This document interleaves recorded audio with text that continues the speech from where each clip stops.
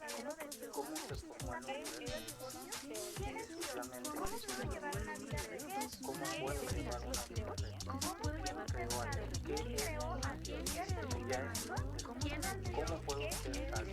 ¿La perfección? ¿Qué es la luz? ¿Cuál es el verdadero nombre de Cristo? ¿Es el final? ¿Existe el alma?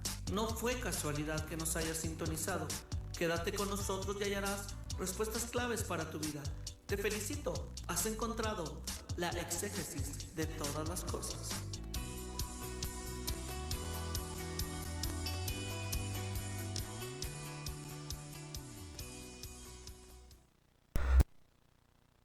Querido redescucha, muy buenas noches a ti que sintonizas la antena de Shekina 95.1 FM.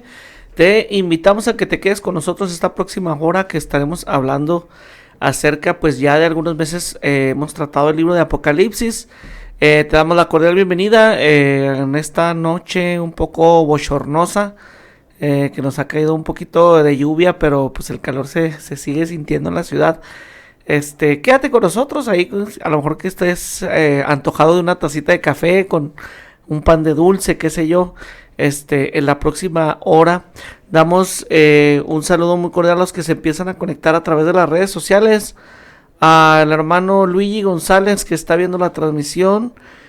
Mandamos un saludo también para Antonio Velázquez, y también un saludo muy muy muy especial a Tania Méndez Hernández, que el sábado pasado aceptó a Cristo en su corazón, precisamente en un convivio que tuvimos aquí algunas personas que tenemos programas pues aquí en Shekina 95.1 FM, tuvimos un convivio y se dio la oportunidad para que dos almas fueran alcanzadas. Un saludo, Tania, que nos estás escuchando, un saludo al amor de mi vida, Araceli Valencia también, que está siempre ahí sintonizando la radio, a Nayeli Torres Gómez, a los pastores Rubén Valenzuela, Javier Valenzuela, y bueno, pues a todos los que ahí se están ya conectando, amén. Está como cada lunes también mi compañero aquí a mi derecha, Arturo Avendaño. Un saludo quieres mandar, hermano. Bendiciones a todos los radioescuchas. Amén. Y bueno, pues nos quedamos en el capítulo 15, del verso 13 en adelante. Voy a comenzar a leerlo. Solamente son 8 versículos y pues vamos a darle una avanzada a lo que acontece en este libro. Del verso 3 dice así a la letra: y cantan el cántico de Moisés, siervo de Dios, y el cántico del Cordero, diciendo: grandes y maravillosas son tus obras, Señor Dios Todopoderoso. Justos y verdaderos son tus caminos, Rey de los santos. ¿Quién no te temerá, oh Señor, y glorificará tu nombre? Pues solo tú eres santo, por lo cual todas las naciones vendrán y te adorarán, porque tus juicios se han manifestado. Después de estas cosas miré, y he aquí fue abierto el cielo, el templo del tabernáculo del testimonio, y del templo salieron los 7 ángeles que tenían las 7 plagas, vestidos de lino limpio y resplandeciente, y ceñidos alrededor del pecho con cintos de oro. Y uno de los 4 seres vivientes dio a uno de los 4 seres vivientes los 7 ángeles 7 copas de oro llenas de la ira de Dios, que vive por los siglos de los siglos. Y el templo se llenó de humo por la gloria de Dios y por su poder, y nadie podía entrar en el templo hasta que hubiesen cumplido las 7 plagas de los 7 ángeles. Amén. Mandamos un saludo también a Israel García, que a ver si ya pronto están aquí nuestros otros 2 compañeros. Siempre me preguntan, Arturo, por Shui y por Israel, pero pues a veces ellos también tienen sus compromisos y todo, y a veces no se ajustan los tiempos, pero les mandamos un saludo afectuoso, y pronto ya los podremos tener aquí con nosotros también. Compartan la transmisión, si pueden hacerlo ahí con un apoyo ahí con su like o compartiendo, pues se los agradeceremos bastante. Amén. Arturo, pues entramos en materia. Bueno, pues vamos a hacer un pequeño recordatorio de de lo que hablamos el capítulo pasado, la semana pasada. Los primeros versículos de este capítulo 15. Y hablábamos de la consumación de la ira, que es el primer versículo que habla de aquí en el capítulo 15. Y aparecen por los ejecutores de los juicios, que son los ángeles, los 7 ángeles que se les dan las 7 copas, ¿va? Estas copas, vamos lo explicamos la semana pasada, se refiere a unos utensilios que se utilizaban en el tabernáculo, ¿va? Para los sacrificios. Pero estos utensilios no eran unas copas profundas, sino que eran como unos tipos platos que le cabía poquito líquido. Precisamente tienen una representación, tienen un significado. ¿Qué quiere decir esto? Que esos juicios son inmediatos,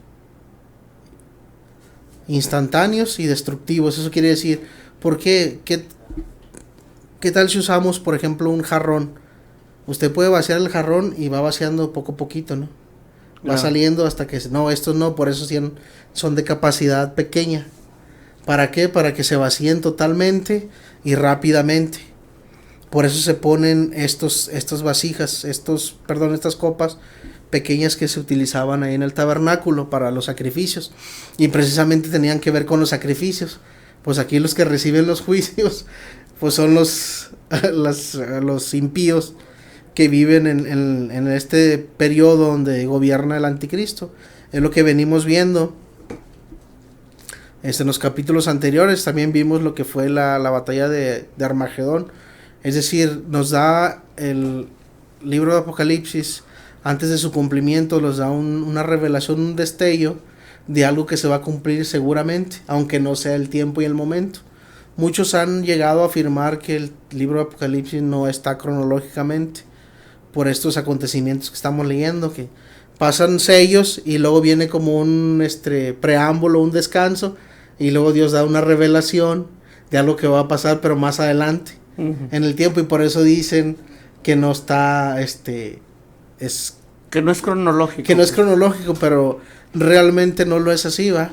De aquí los hemos estado viendo paso por paso, sello por sello, juicio por juicio, y si vemos una cronología, nada más a excepción de los capítulos que estamos hablando, donde hay un preámbulo para Dios animar a su pueblo, o predicar el evangelio de salvación, de gracia, como lo vimos como los ángeles en el capítulo 14. Y cosas así suceden normalmente en el Apocalipsis. ¿Por qué? Es importante saber los tiempos bien, ¿verdad? Es importante conocer bien la Biblia desde su principio hasta su final. Por eso siempre se recomienda que se lea desde Génesis hasta Apocalipsis, para que uno pueda entender cronológicamente, o simplemente la simbología que se usa, la representación de cada símbolo que a veces se usa en el Apocalipsis, o a través de la escritura, como por ejemplo el humo, las arpas, etcétera, ¿no? Todo lo que estamos viendo aquí, las copas. Entonces por eso es importante conocer todo eso. Pero bueno, sigamos adelante. Y explicábamos que estos 7 ángeles, pues se les dan la autorización para derramar estas 7 plagas.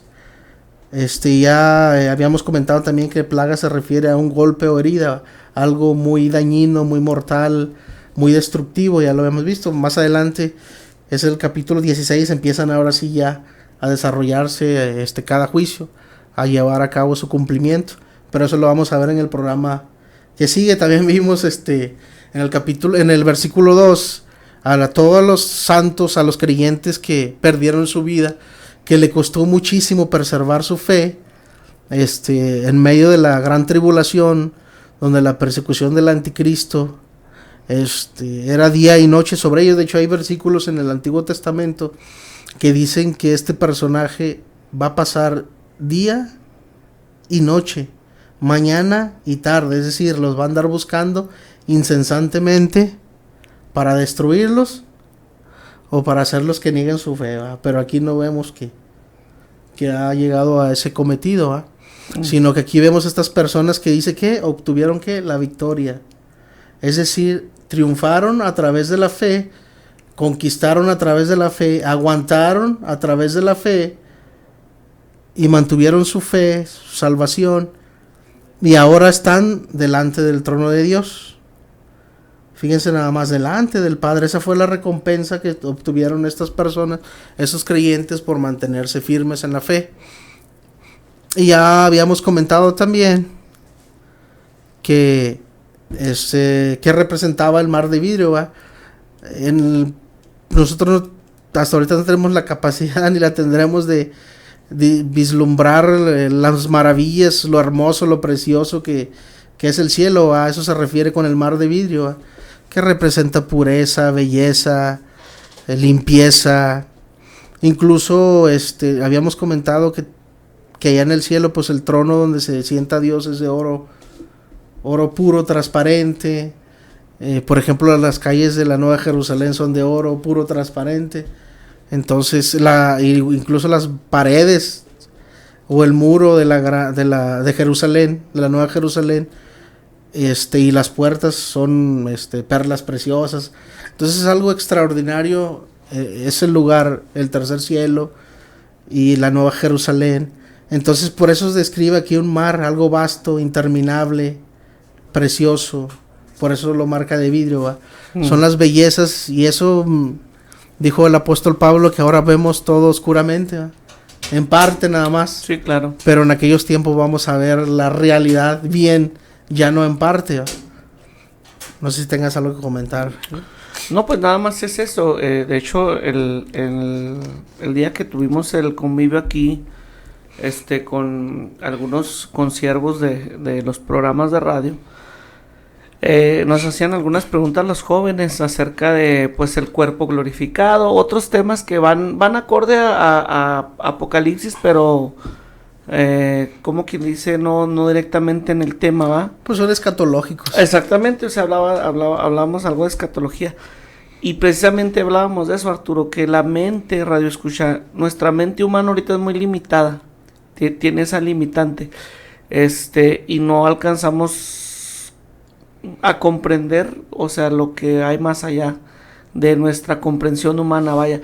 Me hacían una pregunta hace tiempo, perdón, se la hacían a Chuy hace tiempo. Por ejemplo, le decían, hermano, le preguntan a Chuy, hermano, ¿cómo le hizo Cristo? Dice, para descender a los infiernos.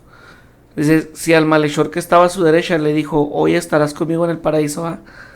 Entonces, pues simplemente le dice Chuy, no, hermano, pues es que Dios es omnipresente. O sea, el mismo Dios que está en China está aquí, está en el infierno, está en el cielo, está. Entonces no lo vemos de esa manera. A veces tratamos de lo celestial como humanizarlo o materializarlo, cuando limitarlo a sí, nuestra comprensión. Exactamente. Decía el apóstol Pablo, conozco a un hombre, dice, que hace 14 años, no sé si en el cuerpo, no sé si en el espíritu, dijo, pero que se le fue permitido ver cosas inefables. Entonces, esa palabra inefable quiere decir que no había una manera de describir lo que él había visto.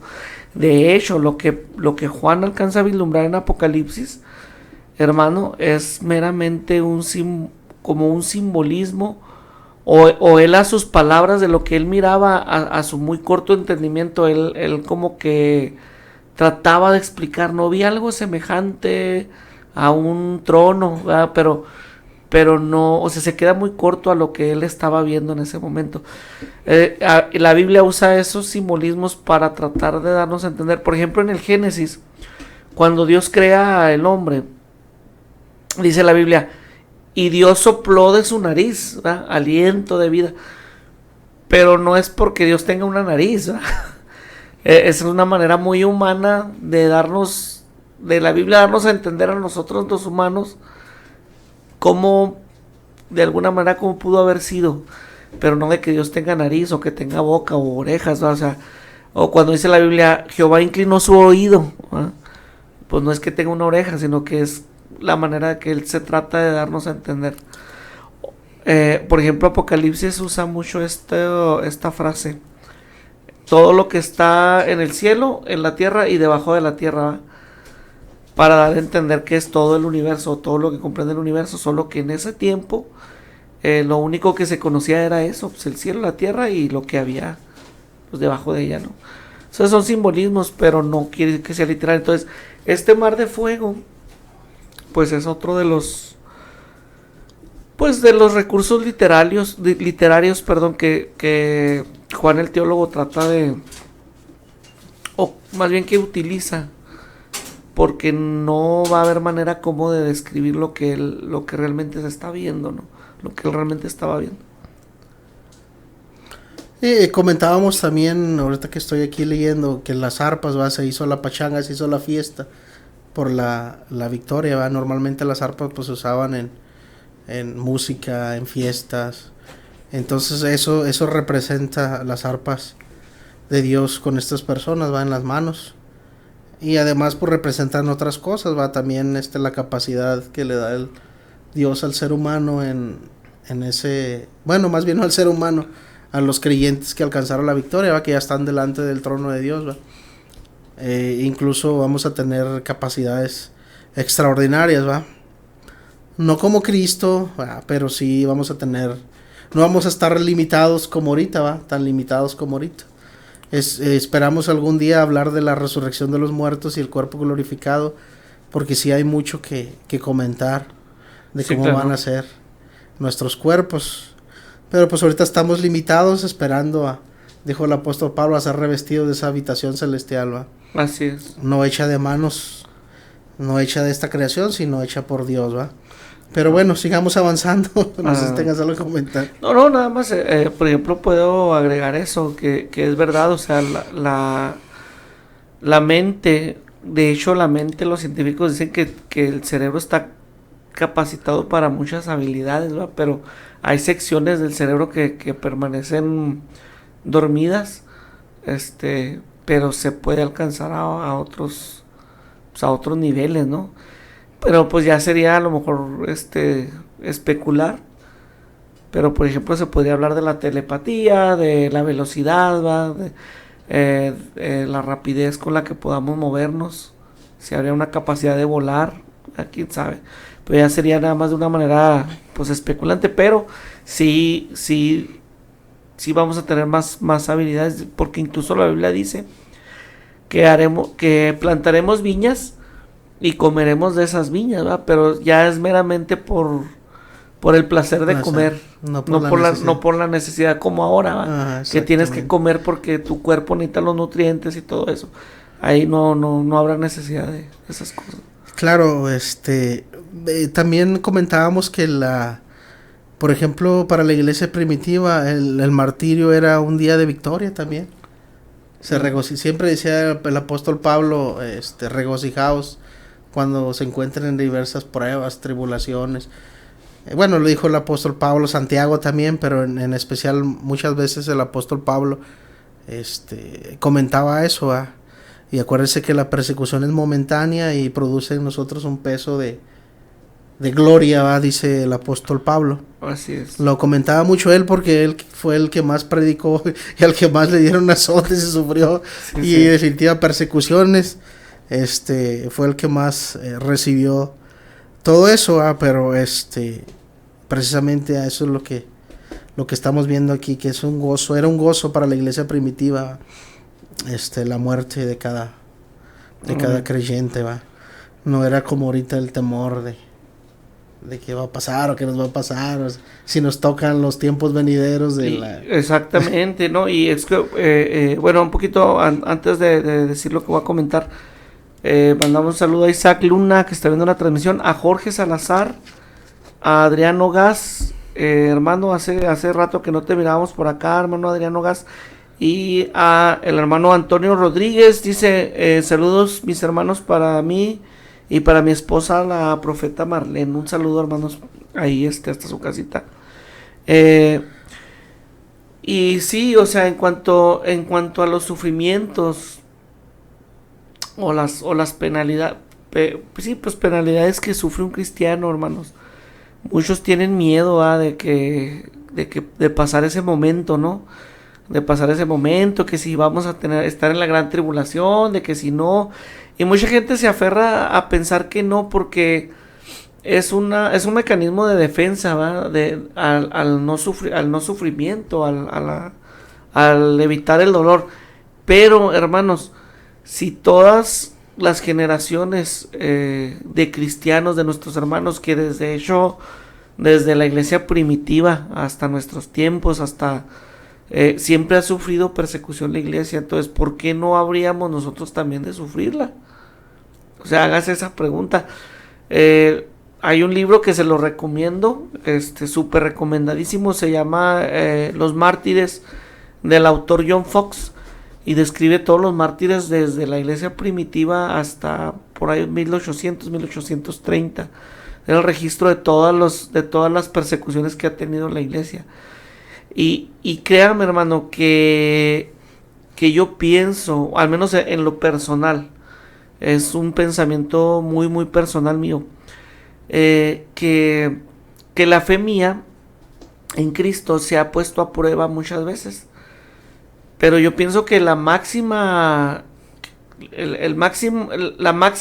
fidelidad que yo pudiera demostrar de mi fe en Cristo es precisamente sufrir la penalidad, hasta el martirio o incluso hasta la muerte, ¿va?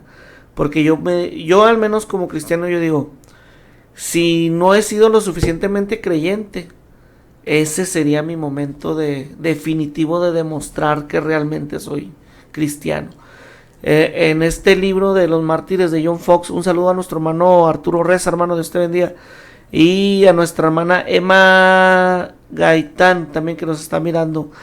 En este libro de los mártires de John Fox hay una anécdota que me impacta mucho. Es un joven, describe el autor que es un joven que lo encuentra profesando su fe, y lo empiezan a torturar, lo están estirando hasta que niegue a Cristo. Entonces lo estiran y lo estiran y lo estiran, y niega su fe, niega al final su fe. Entonces cuando niega su fe, a los minutos fallece. Entonces qué triste porque le faltaba poco. Entonces un soldado romano que era de los verdugos que lo estaban torturando, le dice: qué tonto fuiste, te faltaba poco para llegar a la victoria, ¿verdad? Entonces les dijo a los romanos: creo yo en Cristo, tortúrenme a mí también. Y lo torturaron, y también a ese soldado. Pero ese soldado no negó su fe, o sea, permaneció hasta que le dieron muerte. Entonces son historias impactantes, pero yo pienso que es la máxima prueba de tu fidelidad hacia Cristo. Entonces, si tú en tu vida, por ejemplo, viviste un cristianismo tibio, porque cuando hay persecuciones, cuando te llevas varias sorpresas, por ejemplo, yo en la pandemia, yo me di cuenta de muchos cristianos que yo les consideraba muy firmes y se alejaron en la pandemia, y miré muchos otros, la mayoría jóvenes, que yo los miraba siempre muy medio tibiezones, como que a lo mejor no, pero se afirmaron más a su fe. Entonces, para eso es la prueba, ¿verdad? O sea, la prueba, dice Pablo, produce paciencia, ¿verdad? Y luego la paciencia esperanza, y luego la esperanza fe, y luego la fe no abandona. Entonces va de nivel en nivel. Adelante, por favor. Claro, sigamos con el cántico de Moisés. Todo esto está relacionado con los mártires, con el versículo 2.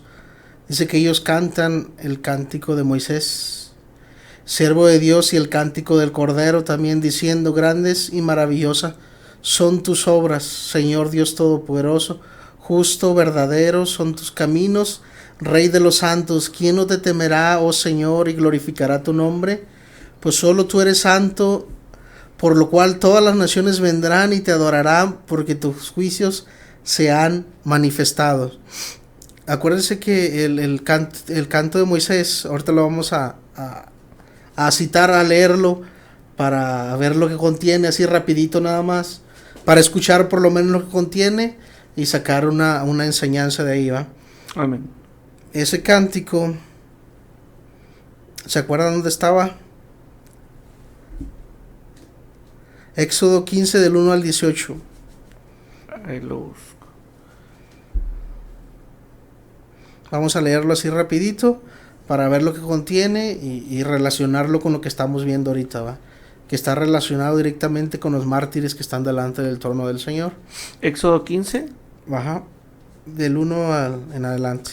Dice, entonces cantó Moisés y los hijos de Israel este cántico a Jehová, y dijeron, cantaré yo a Jehová, porque se ha magnificado grandemente. Ha echado el mar al caballo y al jinete. Jehová es mi fortaleza y mi cántico, y ha sido mi salvación. Este es mi Dios, y yo le alabaré. Dios de mi Padre, y lo enalteceré. Jehová es varón de guerra, Jehová es su nombre.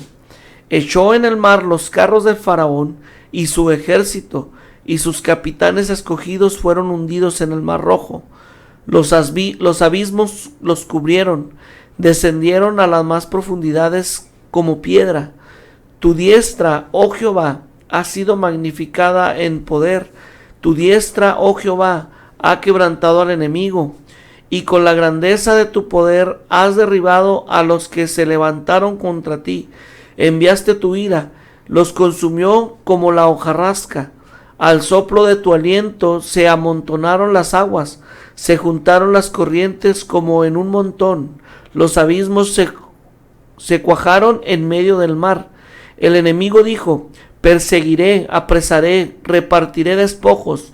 Mi alma se saciará de ellos. Sacaré mi espada y los destruirá mi mano. Soplaste como un viento, los cubrió el mar, se hundieron como plomo en las impetuosas aguas. ¿Quién como tú, oh Jehová, entre los dioses? ¿Quién como tú, magnífico en santidad, terrible en maravillosas hazañas, hacedor de prodigios? Extendiste tu diestra y la tierra los tragó. Condujiste en tu misericordia a este pueblo que redimiste. Lo llevaste con tu poder a tu santa morada. Lo oirán los pueblos y temblarán. Se apoderará dolor de la tierra de los filisteos. Entonces los caudillos de Edom se turbarán. A los valientes de Moab les sobrecogerá el temor. Se acobardarán todos los moradores de Canaán. Caigan sobre ellos temblor y espanto. A la grandeza de tu brazo enmudezcan como una piedra. Hasta que haya pasado tu pueblo, oh Jehová, hasta que haya pasado este pueblo que tú rescataste. Tú los introducirás y los plantarás en el monte de tu heredad, en el lugar de tu morada que tú has preparado, oh Jehová, en el santuario de tus manos, oh Jehová, han afirmado.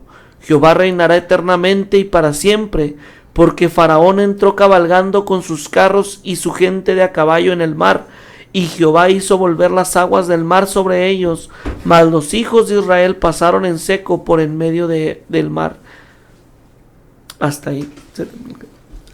Ok, este cántico, vamos a resumirlo así.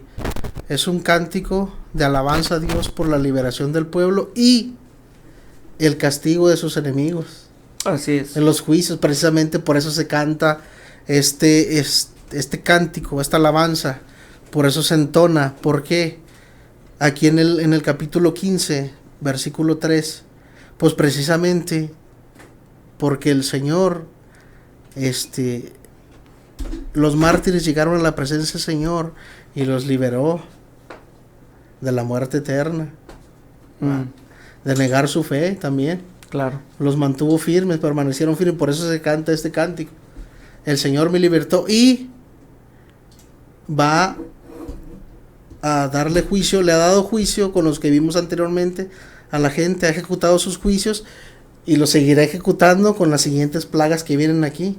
Por eso cantan ellos ese cántico de seguridad, de liberación, porque eso es lo que hace el Señor. A lo mejor no los liberó de la muerte, pero sí de la muerte eterna, de la condenación eterna, porque son creyentes que mantuvieron su fe. Claro.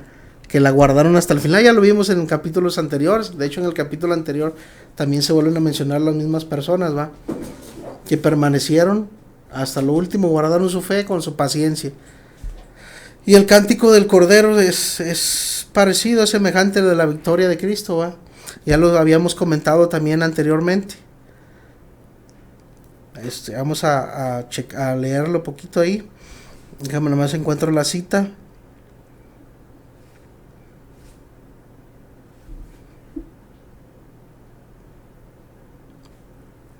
No sé si recuerdas dónde estaba el cántico del Cordero. El cántico del Cordero, ahí mismo en Apocalipsis. Sí, está en Apocalipsis en los capítulos anteriores.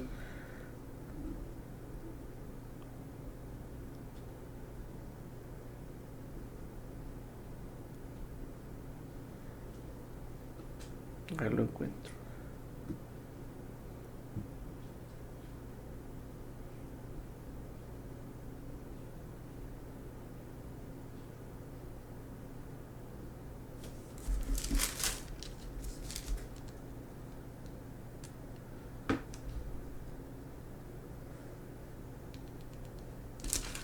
Es Apocalipsis 15, del 3 al 4. No, eso es lo que estamos viendo ahorita. Ya lo hemos comentado en los capítulos anteriores, cuando se cantó que lo siento, la gente que estaba delante del trono del Cordero, cantaba este cántico. Bueno, aquí está, después es el capítulo 4. Dice, después de esto miré y aquí una puerta abierta en el cielo.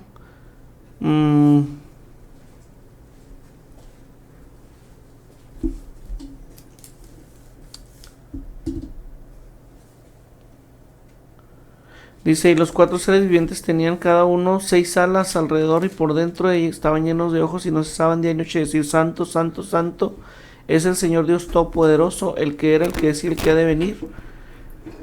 Y los 24 ancianos se postran delante del que está sentado en el trono y adoran al que vive para siempre por los siglos de los siglos, diciendo, Señor, digno eres de recibir la gloria, la honra. Ese es el texto que buscas. Diciendo, digno eres de recibir la gloria y la honra y el poder, porque tú creaste todas las cosas y por tu voluntad existen y fueron creadas. ¿No es ese?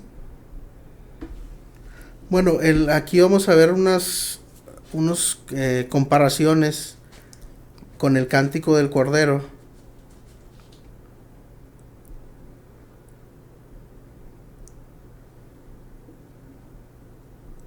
O sea, aquí lo tengo, dice, y cuando hubo tomado el libro, los 4 seres vivientes y los 24 ancianos se postraron delante del Cordero. Todos tenían arpas y copas de oro llenas de incienso, que son las oraciones de los santos, y cantaban un nuevo cántico diciendo, digno eres de tomar el libro y de abrir sus sellos, porque tú fuiste inmolado y con tu sangre nos has redimido para Dios de todo linaje, lengua, pueblo y nación, y nos has hecho para Dios, para nuestro Dios, reyes y sacerdotes, y reinaremos sobre la tierra. Y miré y oí la voz de muchos ángeles alrededor del trono y de los seres vivientes y de los ancianos, y su número era millones de millones, que decían a gran voz, el Cordero fue inmolado, el Cordero que fue inmolado es digno de tomar el poder, la riqueza, la sabiduría, la fortaleza, la honra y la gloria y la alabanza, y todo lo creado que está en el cielo y sobre la tierra y debajo de la tierra, en el mar y todas las cosas que en ellos hay. Oí decir al que está sentado sobre el trono o en el trono, y al Cordero sea la alabanza, la honra, la gloria, el poder por los siglos de los siglos. Y los 4 seres vivientes decían amén, y los 24 ancianos se postraron sobre sus rostros y adoraron al que vive por los siglos de los siglos. Igual este canto es un cántico de alabanza, de honra, de gloria y de adoración al Señor. Fíjense, vamos a ver unos comparativos de estos 2 cantos. Fíjense bien, el cántico de Moisés se cantó en el Mar Rojo. El cántico del Cordero se canta en el Mar de Cristal. Es lo que estamos viendo. El cántico de Moisés fue una canción de triunfo sobre Egipto. El cántico del Cordero es una canción de triunfo sobre el anticristo y su reino. El cántico de Moisés decía cómo Dios sacó a su pueblo. El cántico del Cordero dice cómo Dios da entrada a su pueblo al cielo. El cántico de Moisés fue la primera canción en las escrituras, el cántico del Cordero es el último. La canción de Moisés o el cántico conmemora la ejecución de los enemigos, la expectativa de los santos, la exaltación del Señor, y el cántico del Cordero trata de estas mismas tres cosas que estamos comentando ahorita. Precisamente por eso se cantan estos dos cánticos. Estos dos cánticos son de victoria y de juicio. Por eso se ponen, por eso los cantan, porque estas gentes han obtenido la victoria y han el Señor ha ejecutado los juicios. Ahí lo dice más adelante. De hecho aquí dice: maravillosas son tus obras, Señor Dios Todopoderoso.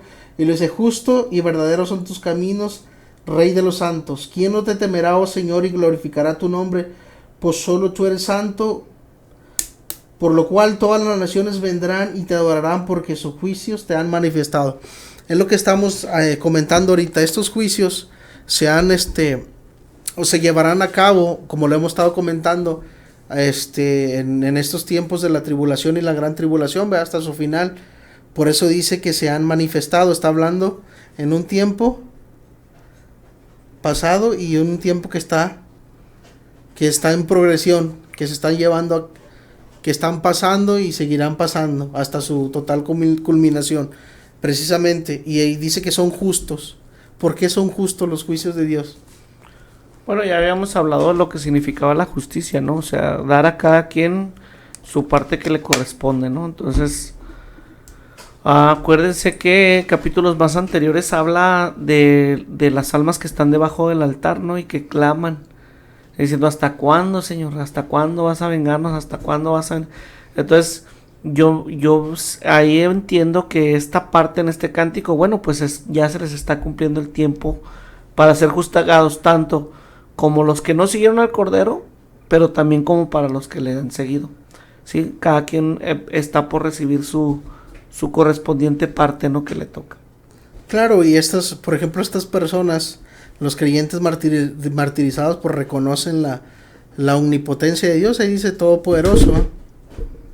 Igual los caminos de Él son justos y verdaderos.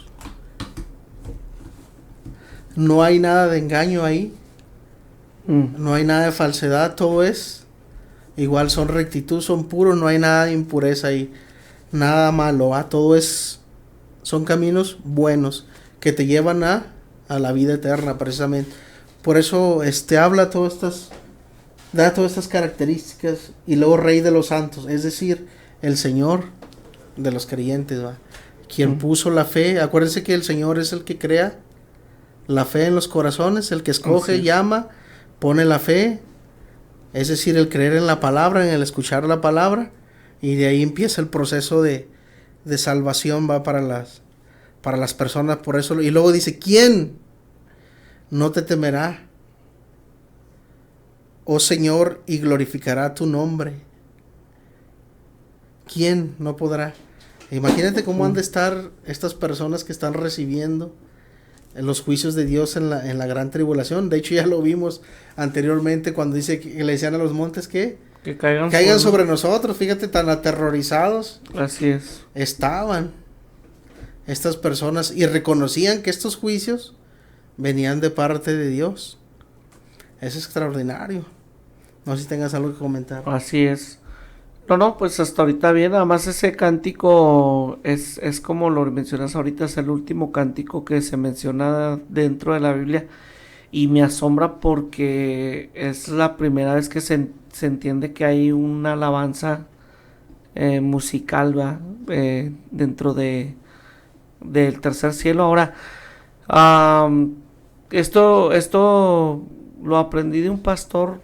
Se me quedó muy grabado cuando dijo: un músico toca su instrumento y canta, ¿va? Pero un adorador, un músico que es un levita o más bien un salmista, porque el término levita es para la tribu de Leví, ¿no? Yo lo tomo así. Claro. Nunca me ofendo cuando me dicen levita, que yo lo entiendo en el contexto en el que lo tratan de decir, pero el término más correcto sería salmista. Un músico toca música, ¿va? Pero un salmista adora. Es una diferencia. Dios no busca músicos. Una iglesia busca músicos, claro que sí, pero Dios busca más un adorador. Ahora, cuando Cristo se le acerca a la mujer samaritana, vea en el pozo de José, no, creo que es en el pozo de Jacob. De Jacob, gracias por la corrección. Cuando se le acerca en el pozo de Jacob, le dice la mujer samaritana, es que la diferencia entre tú y yo, así parafraseando, es que ustedes dicen que en Jerusalén hay que adorar. Nosotros decimos que en el monte hay que adorar. Pero la respuesta de Jesús, acertadísima en cuanto a la adoración, dice, ya vendrá el día y la hora, dice, en que los verdaderos adoradores adorarán a Dios, no aquí ni en Jerusalén, porque esos tales adoradores el Padre busca que le adoren. Ahora, no es porque Dios tenga la necesidad de que le adoren, no, sino al revés, el adorador siente que necesita adorar de alguna manera, y adorar no es solamente con la música es un medio de adoración, pero por ejemplo yo veo a nuestro director de esta radio, Isaac Luna, el deseo, el anhelo de poner una radio donde se predique la palabra, el gastar tiempo, esfuerzo, dinero, a lo mejor un tiempo que puede él ocupar con su familia, ¿no? Pero sin embargo tiene la radio, entonces es una manera de adorar, es un adorador, aunque no tenga una guitarra para allá. Entonces confundimos esos conceptos. El adorador, o más bien el salmista, adora. El músico interpreta una melodía, ¿no? Vamos a decirlo así. Dice nuestro hermano Adriano Gas aquí en Facebook, dice, hermano, bendiciones. Negar su nombre va más allá de una simple confesión momentánea, dice, bajo presión para bien o para mal, es vivir en dominio y gobierno del mal o del bien, o sea, en fidelidad o infidelidad. Por eso no se habla de condenación a muchos, dice, antiguos. Dice, por eso no se habla de condenación a muchos antiguos que en un momento, impulsados por la presión, llegaron a fallar al Eterno. De hecho, ni Adán, ni Abraham, Salomón, David, etcétera, sino que su fidelidad, o sea, la obediencia, determinaba el total. La justicia de Dios es grande, que no juzgarla a un fiel de toda la vida por una palabra final. De lo contrario, nuestro Dios no sería justo. Los mentirosos no heredarán el reino de Dios, pero Abraham mintió, pero no le juzga como mentiroso, pues un mentiroso es quien usa tal como parte de su vida.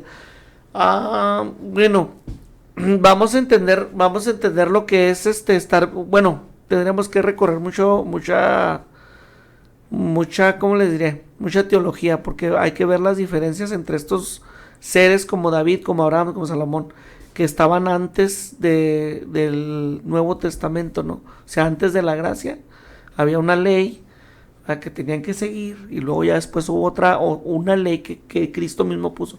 Sería rondar mucho el tema, pero el negar tu fe, sí, quizá pueda caber en eso, no solamente es de palabra, pero por ejemplo, la gente que va a estar viviendo en ese tiempo, en ese momento, acuérdense que va a tener una marca que le va a sellar de por vida, y que los que tengan esa marca están condenados a un juicio por haberse marcado. Y Apocalipsis hace mucho énfasis en eso, los que tienen la marca, o el nombre de la bestia, o el número de su nombre, ¿va? Entonces sí hay una diferencia ahí entre negar tu fe a lo mejor por una palabra, ok, pero estas gentes van a estar selladas, ¿va? Van a estar selladas, ya hay una marca de ellos que los distingue. Es como cruelmente como las vacas, ¿no? Cuando tú compras una vaca, ¿va? Eres tú el dueño, tú la sellas con un hierro y la marcas de por vida. ¿Por qué? Porque si la vaca anda en otro corral o anda ahí salvaje, esa marca para cualquier hombre le va a indicar que tiene un dueño. Claro. Que es una pertenencia, es una propiedad. Entonces ahí, por eso ahí no aplicaría tanto esto, que van a estar sellados. Bueno, y luego todavía dice, pues solo tú eres santo. ¿Habrá otra persona o algún ser en el universo que sea santo como Dios? No, pues no. Nadie. Precisamente santo se refiere a alguien muy, pero muy apartado. Muy, muy apartado de la creación y del ser humano. O sea, alguien muy limpio, muy puro, que está lejísimos, o que estamos nosotros lejísimos de llegar así en nuestra condición que nos encontramos Así es. a Él. De hecho, el mismo Jehová o Dios, le dijo una vez a Abraham, perdón, a Moisés, porque Moisés tenía una petición, decía, quiero ver el rostro de mi Dios. Dios le contesta, es que no hay humano que pueda verme y vivir. ¿Cómo sería esa gloria? Que cuando Moisés bajaba de hablar con Dios directamente, dice la Biblia que el rostro le resplandecía, al grado que tenía que cubrir su rostro con un manto, porque la luz que reflejaba era fuerte, ¿no? Entonces, no existe hombre que haya visto a Dios cara a cara, o sea, en su realidad y vivir. De hecho, los 4 seres, fíjense, que están alrededor de él, se cubren sus rostros con sus alas. Entonces, voltean a verse ahí en el libro de Isaías, está la descripción, busquen el llamamiento de Isaías, ¿no? Están cubriéndose con sus alas, se cubrían, era la visión de Isaías, y luego volteaban a ver al trono, se descubrían, y luego se volvían a cubrir otra vez, y le decía uno al otro, le decía, este que está aquí es 3 veces santo. ¿Qué estarían mirando? Híjole. ¿Va? Y luego a mí me asombra la frase, porque dice, este que está aquí es 3 veces santo. Entonces yo pregunto, ¿por qué no dijo este hombre es santo o esta persona es santa? ¿Por qué 3 veces? ¿Por qué no 4 o 6 o 1? Se dice, es 3 veces santo. Sí, lo correspondiente sería una, ¿va? Porque, pues, por ejemplo, Dios y sus atributos. Dice que Él es eterno. Y luego todo lo ve, todo lo conoce, todo lo sabe. Así es. Entonces, en ningún otro, por ejemplo, en ningún libro de la Biblia decimos que vemos que dice, tú eres todopoderoso, todopoderoso, todopoderoso, ¿va? No. Tú todo lo ves, todo lo ves, todo lo... No, no dice eso. Nada más en esta característica, en este atributo, nada más dice eso, en la santidad. Tú eres santo, santo y santo. No nos podemos ni tan siquiera imaginar tantito. Así es. Ni poquito nos acercamos, ni podemos saber y conocer a esa dimensión, la santidad. Como igual también, hay muchos versículos en la Biblia que dicen que son inescrutables. La sabiduría de Dios, fíjate, claro. Nada más. Es algo impresionante. Estaba leyendo un comentario, es extraordinario. ¿Qué quiere decir esto, inescrutable? Que no se puede investigar, que no se puede medir. Dice el comentarista, es más fácil, fíjate bien. Dice, podría ser más fácil contar toda la arena del mar, de los mares que hay en el mundo, y toda la arena de los desiertos que hay en el mundo, y contar todas las estrellas, a llegar a conocer la sabiduría de Dios. Te imaginas, no se puede medir, no se puede contar, no se puede alcanzar, es algo extraordinariamente vasto que no podemos ni entender. Sí, claro. La verdad. Claro, por eso me recuerdo esto cuando Job reta o más bien le pide a Dios, ¿no? Le dice, quisiera preguntarte a ti directamente, Dios, dice, nomás te pido que si me lo concedes, tu presencia no me consuma, no me destruya. Entonces se le aparece, Dios se le presenta a Job, y estoy parafraseando el libro, ¿eh? Se le presenta a Dios a Job, y parafraseando le expone eso, le dice, ok, tú dices que soy injusto, hablando de la justicia de Dios, ¿verdad? Dice, entonces cambiemos papeles, ¿verdad? Tú ponte de Dios y juzga tú la tierra como tú crees que es justo. Y yo me pongo en tu lugar. Nada más que antes de eso, yo te voy a preguntar, ¿en dónde estabas tú cuando yo lo formé? Le dio pero una buena algo así. Sí, fíjense, me asombra porque, y de hecho, el pastor Lenin, que lo tuvimos hace unos programas pasados, predicaba de ese tema en la iglesia. Es imposible tomar nosotros el lugar de Dios porque juzgaríamos de acuerdo a nuestra justicia. Claro. Y no hay justo precisamente más que Dios. Es el único que puede ser equitativo. Porque en mi caso, siendo honesto, por ejemplo, si yo tuviera la postura de Dios, yo juzgaría conforme a que beneficiara, por ejemplo, a mi familia. Claro. ¿Va? A mis amigos. Había una parcialidad. Había una parcialidad, exactamente. Entonces, y los que no quisiera yo conmigo, mis enemigos, o los que no serían destruidos. Chicharrón. Entonces, por eso no hay más que Dios. Porque fíjense, la Biblia dice, Dios hace caer la lluvia sobre los buenos y sobre los malos. Entonces, es el único que es completamente justo. Y al final del libro de Job, fíjense, Dios jamás le da una explicación a Job del por qué le fue mal, Jamás el libro lo explica. Simplemente Dios manifiesta su soberanía y le dice que Él es Dios y que aunque el mundo es un mundo bueno y perfecto porque Dios lo creó, no deja de ser peligroso. Es lo más que Dios le da a Job de explicación. Precisamente por lo que decías tú, Arturo. Nunca vamos a llegar a comprender la sabiduría de Dios. Jamás. Y luego habla de Leviatán y otras cosas. Va a estar interesante el libro, se lo recomiendo. Se lo recomiendo mucho. Adelante.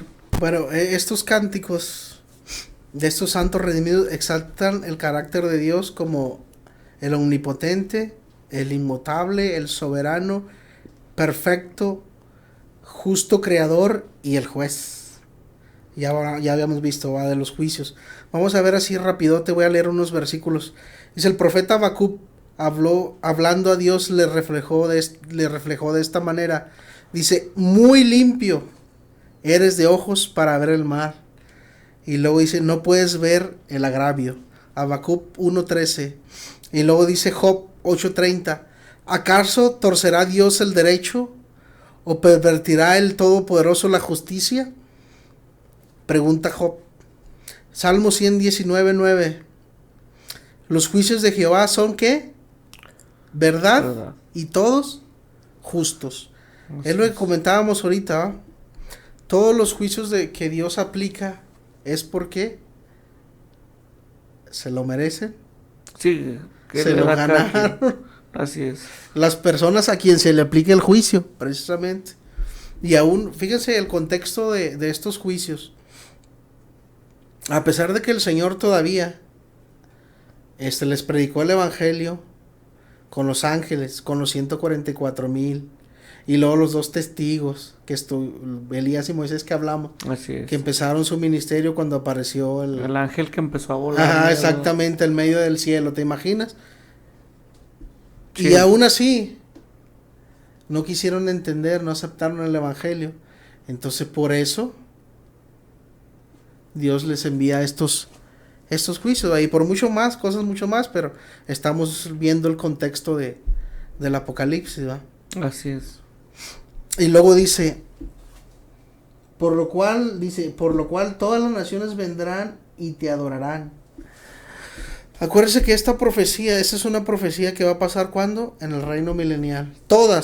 Dice todas las naciones, sin excepción alguna. Pero ¿cuáles todas? Pues la que hayan pasado. Y se viene, porque a veces leemos y no tenemos en cuenta el contexto. Ya sea que se encuentre en el mismo versículo o capítulo que leemos, o en toda la Biblia. Por eso les digo que es importante leer, escudriñar y leer y escudriñar las escrituras. ¿Por qué? Porque hay eventos que pasan, o profecías o acontecimientos escatológicos que están en el libro de Apocalipsis, y hay otros que están en el libro de Daniel, y otros que están en el libro de Isaías, y así se van repartiendo en todos los libros de la Biblia. Sin temor a equivocarme, en la mayoría de los libros de la Biblia hay un acontecimiento escatológico, una profecía, para que me entienda que se van a cumplir, ya sea posteriormente o en los tiempos finales de los que venimos hablando. de los acontecimientos escatológicos. Por eso es importante conocer todo el contexto a través de la Biblia y conocer los tiempos. ¿Por qué? Porque yo diría aquí, bueno, leo yo, todas las naciones vendrán, y tú te imaginas que pues todas las naciones que existen ahorita literalmente van a ir. exactamente, Así las es. que están presentes ahorita, pues que Estados Unidos, China, Japón. Brasil. No, pero está hablando de las naciones que sobrevivan al Armagedón. Así es. Fíjate bien, por eso es importante conocer los contextos y los tiempos. Y no va a ser mucha gente. Ujú. Van a ser pocas gentes que van a entrar. De hecho, la Biblia dice cuáles son las naciones. No en su totalidad, pero sí enumera algunas. Ujú. Pero en ese contexto debemos de entender todas las naciones que sobrevivan a la gran tribulación, que pasen a el reino milenial. Entonces todas esas naciones van a ser salvas.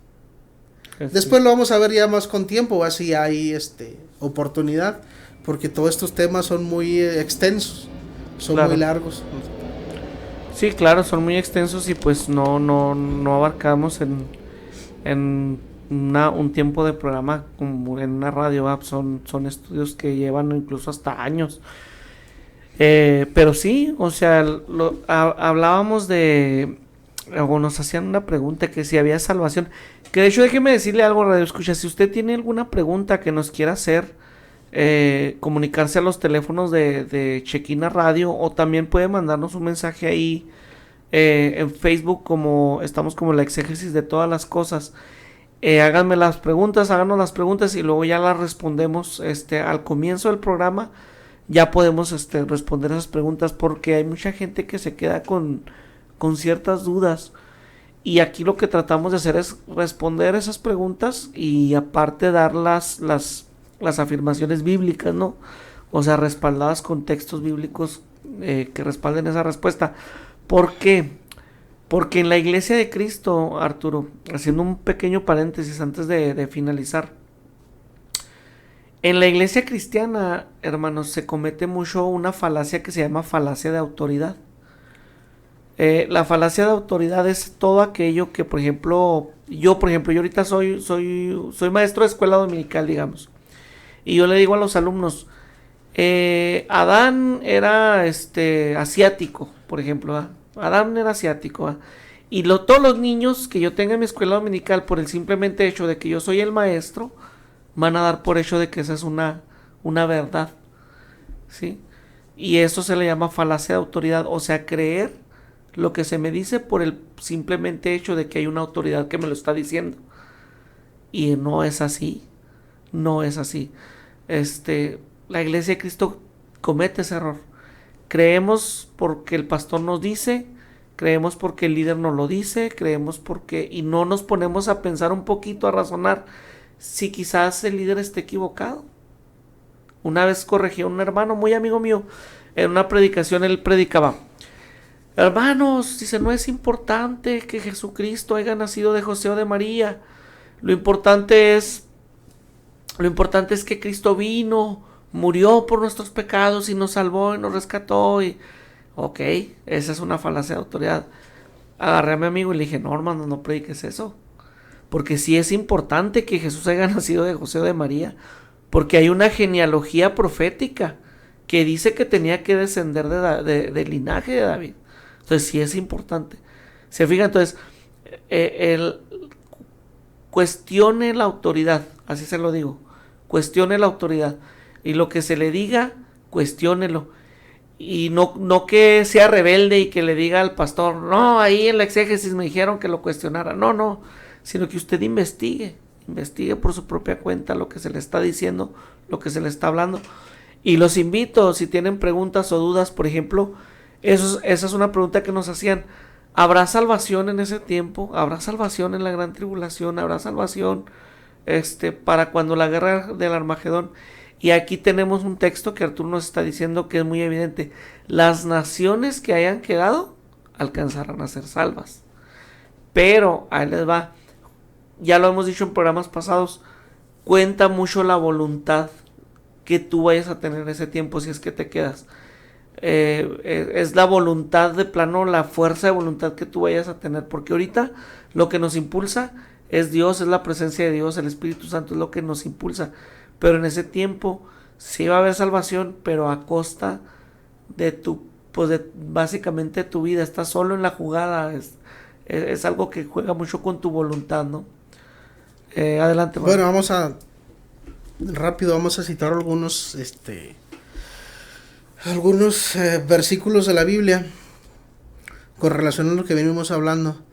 Luego dice el salmista en el Salmo 66:4: toda la tierra te adorará y cantará tu nombre. Y otra vez dice toda la tierra, pero entendiéndolo en cuál contexto en el que estamos hablando. Es exactamente todas las naciones que queden. Por eso es importante entender eso. En el reino milenario terrenal, todos los sobrevivientes de las naciones que vinieron contra Jerusalén, fíjense lo que dice Zacarías 14:16, que vinieron contra Jerusalén, dice: subirán de año en año para adorar al Rey, a Jehová de los ejércitos, y a celebrar la fiesta de los tabernáculos. Eso es lo que dice. Y luego otro versículo, Isaías 66:23: después de que se hayan manifestado los juicios de Dios durante la tribulación, vendrá el tiempo que preveyó Isaías. Y fíjese lo que dice Isaías 66:23: y de mes en mes y de día de reposo en día de reposo vendrán, y lo dice, todos a adorar delante de mí, dijo Jehová. Está hablando exactamente de lo mismo, de las mismas naciones, de las mismas gentes que van a sobrevivir, y que estamos viendo aquí, dice que todas las naciones vendrán y te adorarán. Y solo quien pueda adorar. Sí, pues un creyente. Nada más, ahí te lo está diciendo el texto. Así es. Vamos a avanzarle rapidito con lo demás para terminarlo de una vez, ahorita en 5 minutos. Y se acaba. Acuérdense, vamos a leerlo rapidote. Después de esto miré estas cosas, y aquí fue abierto el cielo en el templo del tabernáculo del testimonio. Acuérdense que el templo, aquí la palabra que se usa para templos es now, es decir, el lugar santísimo, donde está la presencia de Dios. A eso se refiere, porque de ahí es donde salen los juicios, es decir, Dios mismo. Los juicios no son acontecimientos naturales, sino son juicios emitidos por Dios. Acuérdense de eso siempre. Sí, amén. Vamos a seguir. Y del templo salieron los 7 ángeles que tenían las 7 plagas, vestidos de lino limpio y resplandeciente, y ceñidos alrededor del pecho con un cinto de oro. Ya lo dijimos, que todos estos juicios y plagas, todo esto que va a pasar, viene de parte de Dios. A eso es lo que se refiere. Amén. Y vestidos de lino fino, pues acuérdense que es el lino fino, o quienes usaban el lino fino en los tiempos bíblicos. Pues solamente la realeza, ¿no? Exactamente. Solamente gente con autoridad. Pues aquí los ángeles en este caso pues son los que están encargados de ejecutar esos juicios. Y acuérdense que el lino limpio pues representa limpieza, pureza. Cuestiones de esa, no hay mayor honor. Ajá, o explicación. Eso lo entendemos claramente porque ya lo hemos leído a través de la Biblia, ¿va? Así es. No sé si tengas algo que comentar. Es que estoy leyendo a un comentario de Adriano Gas. Dice: yo celebro el día de los tabernáculos. Es bello y se celebrará aún en el futuro. Las fiestas de los tabernáculos era para celebrar que los judíos habían salido de Egipto, ¿no? Y se celebraba y que moraban en y que moraban ya en, pues ya eran libres, ¿no? Más bien, o sea, es un simbolismo de precisamente de la libertad.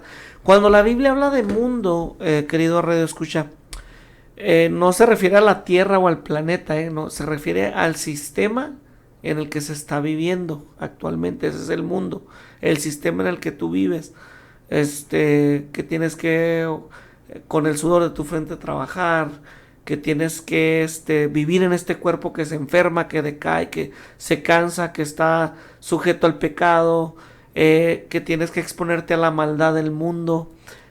Cuando Cristo, o más bien la Biblia habla del mundo, se refiere a eso, no tanto al planeta Tierra, sino más bien al sistema en el que se vive, el claro, sistema en el que se opera de maldad. Sí, así es. Entonces, perdón, entonces la fiesta de los tabernáculos precisamente es eso, ¿va? O sea, el pueblo de Israel sale del sistema que vivían porque eran esclavos, ¿va? Era un sistema de esclavismo que vivían y ahora estaban siendo libres. Entonces, es lo mismo, nosotros aquí en este mundo, en este sistema, vivimos precisamente esa vida, como esclavos, como quien dice, ¿va? Viviendo una vida en esclavitud, pero Dios nos va a llamar, cuando nos llame a su presencia, pues vamos a ser libres y festejar. Libertad. Sí, de hecho, pues no vamos a festejar el día de reposo porque ese era un mandato, una ordenanza de la ley. Así es. Y la ley pues nada más se aplicaba. Y dice Adrián Osgar, nos manda la cita de Zacarías 14:16 que dice: y sucederá que todo sobreviviente de todas las naciones que fueron contra Jerusalén subirán de año en año para adorar al Rey, Señor de los ejércitos, y para celebrar la fiesta de los tabernáculos. Así es, como lo leías ahorita. Adelante, Arturo. Claro, bueno, prosigamos con el tema. Ya dijimos, y luego uno de los 4 seres vivientes. Esos 4 seres vivientes, acuérdense que están hablando de los querubines que estaban delante del trono de Dios, ¿verdad? Acuérdense que estos seres pues son unos seres de alto rango de autoridad. Entonces uno de estos seres le da las copas a los ángeles, ¿verdad? Y lo dice, las llenas de la ira de Dios que vive por los siglos. Fíjense nada más, que vive por los siglos de los siglos. Está describiendo la eternidad. Y así como describe la eternidad de Dios, también la ira de Dios es que eterna. Así es. Aquí normalmente en la Biblia se usan 2 palabras para ira: tumos o timos, como la quieran, porque hay algunos que dicen que es tumos y otra timos, pero se refiere a lo mismo. Y otra orge o orgue, no sé cómo se pronuncia. Una, por ejemplo, la tumo se usa nada más 11 veces en la Biblia y nada más en el Apocalipsis 10 veces. La otra pues en otra parte de la Biblia. Pero orge o orgue se utiliza en toda la Biblia. ¿Cuál es la diferencia? ¿Cuál es la que se usa aquí? Por las de tumos. Porque es una ira de aplicación de juicios en un tiempo determinado. Es decir, en la tribulación y en la gran tribulación. De forma física, real en este mundo. Pero la otra terminología habla de una ira eterna, permanente. Es decir, que va más allá de lo material, de lo provisional, de los juicios que Dios aplica en la tierra, sino que pasa a la eternidad. Amén. Que esa es la otra ira, que es precisamente de la ira que nos salvó Dios a nosotros los creyentes. Es importante entender esto, ¿por qué? Porque en la Biblia dice que Dios que nos salvó de la ira venidera. Así es. Y muchos piensan de que esa ira está hablando de los juicios de la gran tribulación. Y no es esa ira a lo que se refiere, sino a qué, al castigo eterno y a la muerte eterna. A esa ira se refiere. Por eso es importante conocer la terminología de la Biblia y las palabras que se usan en su idioma o en el que fue escrita. Así es. Porque si no vamos a interpretar mal la Biblia, que es lo que ha pasado muchas veces. Así es. A lo largo de la historia, y luego se crean herejías, falsas doctrinas, y es un desastre. No se sabe de qué se está hablando, aparentemente hay una confusión, pero es por eso importante saber.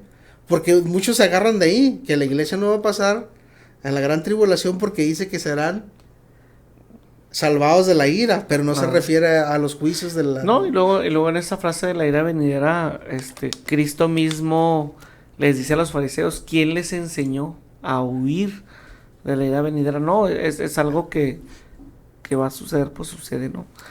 Entonces, comentarios finales, Arturo, ya para cerrar. Sí, nada más así rapidote. ¿Qué representa el humo siempre? ¿Qué representaba cuando se aparecía Dios en el tabernáculo? Pues la gloria, la presencia. Exactamente, la misma presencia. Precisamente a eso es lo que se refiere aquí. siempre va acompañado con eso, precisamente que se refiere a su Shekinah, a su gloria. Así es. Y no, por eso no pueden entrar, ¿por qué? Al templo. Porque Dios, hasta que no ejecute Dios los juicios, podrán y aparte pues nadie puede, acuérdense cuando llegaba la Shekinah en el templo, en el tabernáculo, ningún hombre tenía que estar adentro ministrando. No, claro. Hasta que él, por su santidad y por su gloria o sus atributos, lo que sea, pero a eso se refiere aquí. Así es. Ya en el siguiente capítulo, el siguiente programa, ya vamos a entrar ahora sí con detalle en cada copa que se va a derramar. Así es. Bueno, pues como ya lo dijiste, Arturo, terminamos el capítulo 15. El capítulo 16 empiezan las copas de ira. Los invitamos a que se queden en la programación de Shekinah 95.1 FM y que nos acompañen el próximo lunes para empezar a hablar acerca de estas copas de ira, los juicios últimos y finales para esta tierra y para el juicio del anticristo y de su reino. Quédate en la programación. Un saludo a todos los que nos vieron, a Adrián Orgaz, a Carmen Méndez, a Cintia Estanislao, y bueno, pues a todos los que están ahí en las redes sociales. Dios les bendiga y hasta la próxima. ¿Quién es Dios? ¿Cómo se formó el universo? ¿Cómo puedo llevar una vida recta? ¿Quién creó al hombre? ¿Qué es ya es ¿Cómo puedo ser salvo? ¿Ha permitido? ¿Qué es la luz? ¿Cuál es el verdadero nombre de Dios? ¿Es el final? ¿Existe el alma? No fue casualidad que nos hayas sintonizado. Quédate con nosotros y hallarás respuestas claves para tu vida. Te felicito, has encontrado la exégesis de todas las cosas.